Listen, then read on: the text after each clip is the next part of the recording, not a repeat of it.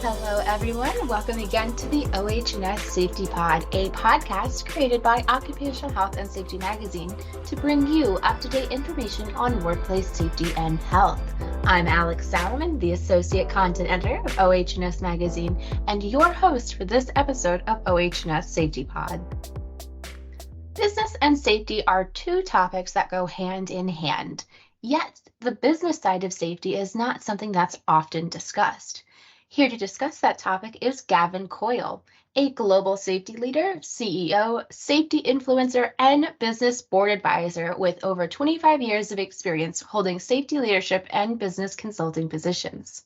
Gavin is a thought leader, speaker, and safety mentor working with individuals, small business owners, and Tier 1 companies. He holds a Level 9 MBS in Workplace Safety from DCU, a diploma in safety, a certificate in law, and a diploma in corporate governance. He is the author of Workplace Safety on a Budget and has contributed to many leading industry podcasts, events, and print articles. Well, Gavin, welcome to the podcast. Alex, I'm delighted to be here. Thanks very much for having me. Yeah, we are very excited to have you here. Ever since you and I have discussed this topic, I've been excited to really delve deep into it and tell our listeners more about it. So why don't we start by discussing why talking about the business of safety and how the two are intertwined is important? Yeah, my own background is obviously I've been running a successful business in the area of health and safety and supplying or contracting health and safety professionals into high risk industries. And, I get to talk to a lot of employers and I get to listen to what their main concerns are. And one of the key things that I've noticed from talking to all of these employers, whether they're large multinational businesses or whether they're small business owners, is that they don't really have a strategy for health and safety within the business in terms of how safety can work for them in a financial model that actually makes sense in terms of maintaining the profits, increasing the profits, and actually making safety a value in terms of the bottom line for the business. Most of the employers that I've spoken to and that I continue to speak to see safety as a regulatory requirement, a compliance issue, a tick the box exercise that has to be done, rather than what I want them to think about, which is the whole business of safety and how if you use safety in the right way, it can actually perform as a profit center for your business. So you were speaking about how a lot of businesses view safety as something that you need to just tick the box on. It's something that has to be done. And as Yes. I've said before, the business of safety isn't really a topic that people or businesses talk too often about. So why do you think more people aren't having this conversation? Well, look, everything starts and stops with leadership. And I'm not saying that there's poor leaders or bad leaders out there. It's just, I suppose, an approach, a business approach, whereby CEOs and managing directors of companies and boards of directors, when they have their board meetings, health and safety is a major topic in terms of reputation, no question. So they will talk about it as an intro into a board meeting as regards, how are you performing with regards to health and safety? Is there any accidents and incidents that need to be discussed? And is there anything in regards to changes we need to be aware of? And where is the budget on health and safety in terms of our spend? That's really where it stops. And then they go into talking about the overall health of the business in terms of the actual growth of the business. Okay, how many contracts are we out there at the moment? What other contracts are we looking to get? What other clients do we want to get them involved with? How many tenders have we done this month? How can we grow the business further? How many more locations can we open up? Etc., etc. And it goes leading down into the spreadsheet.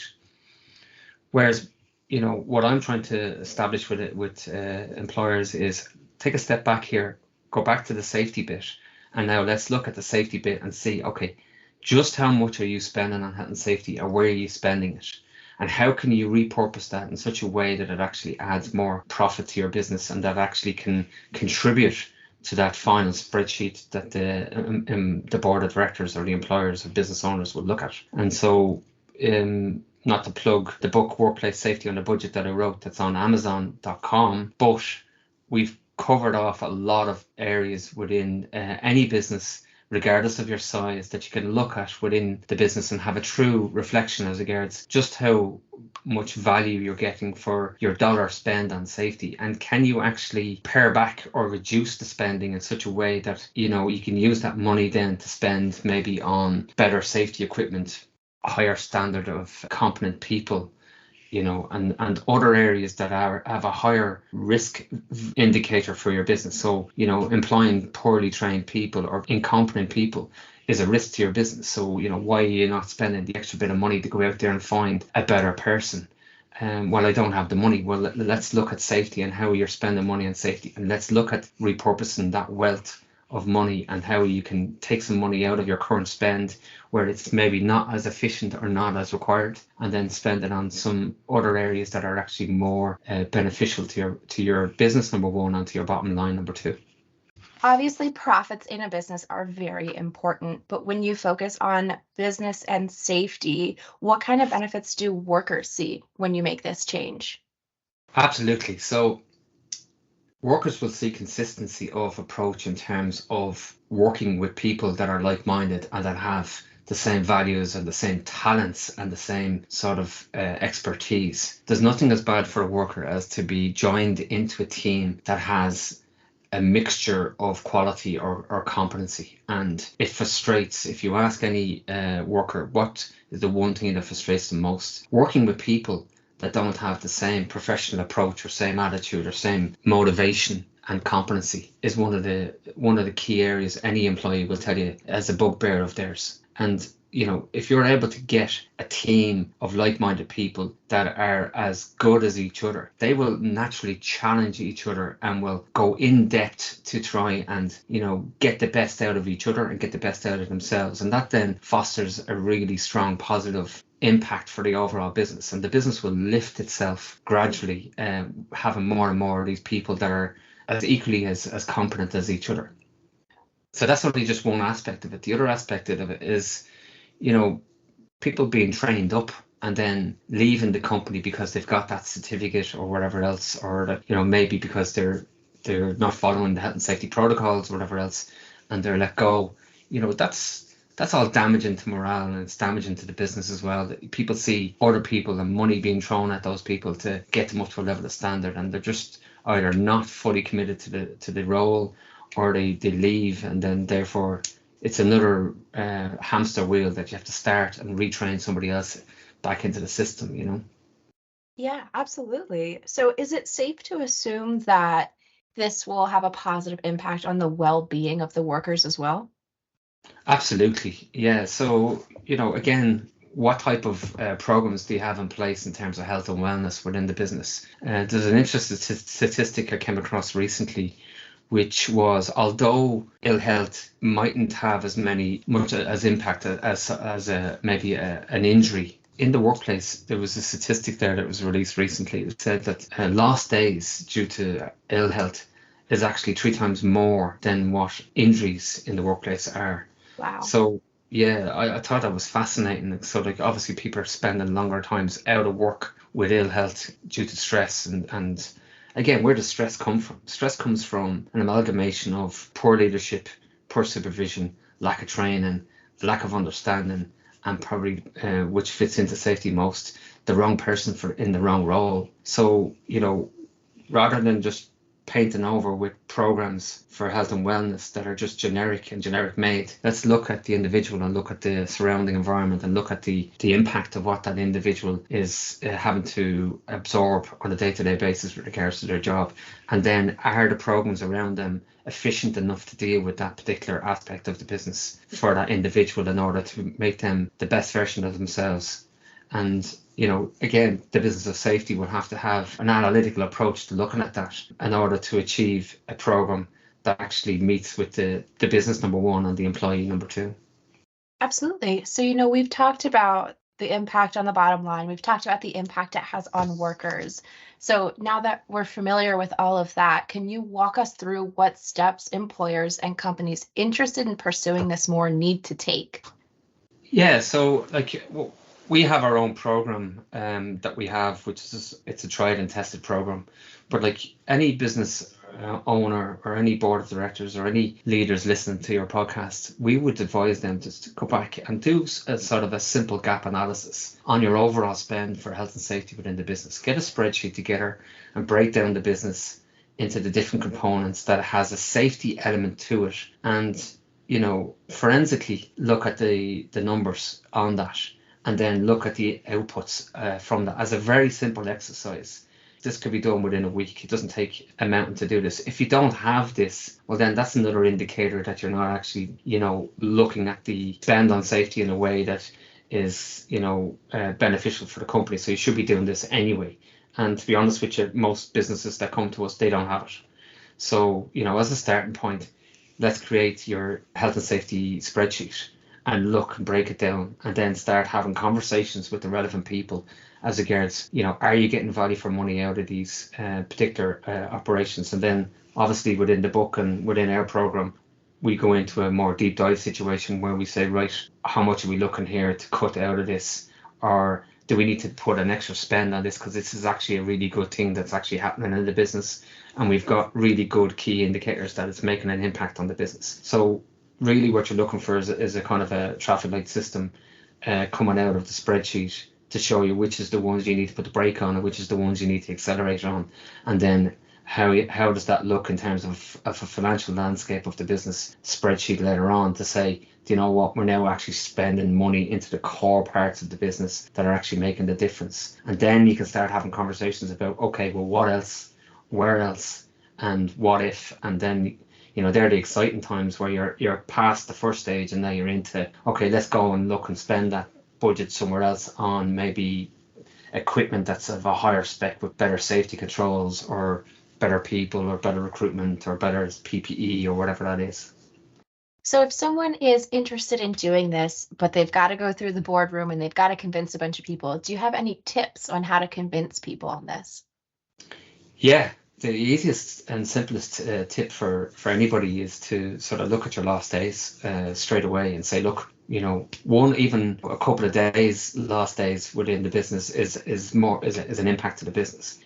People generalize it and say, oh, the amount of lost days in the overall, industry, but break it down into your own business and look at the amount of time and hours lost in terms of an accident or an incident, and just say, look, guys, we just keep going back and just moving things around, and the system is staying the same, the people are staying the same. So something's got to change. We have to do something that's more radical, and that's why I'm trying to get out and reach out to as many people as possible. In our belief, this is the way people should be looking at the new way of managing safety within the workplace. There's loads of different services and products with regards to safety coming out every week. They're all fine, but what we're saying is it's really the business of safety that actually is going to make the impact for your business. And people go back and just do that simple spreadsheet, and they present it to the board and say, look, this is something we just done within a week as a spreadsheet, and we actually don't really see much value in terms of this spend on safety, and we would like to repurpose those dollars into a more meaningful, a more direct, and a more measurable approach. And so I know we've talked about this before, but can you talk about the benefits you've seen employers and employees experience from making these changes?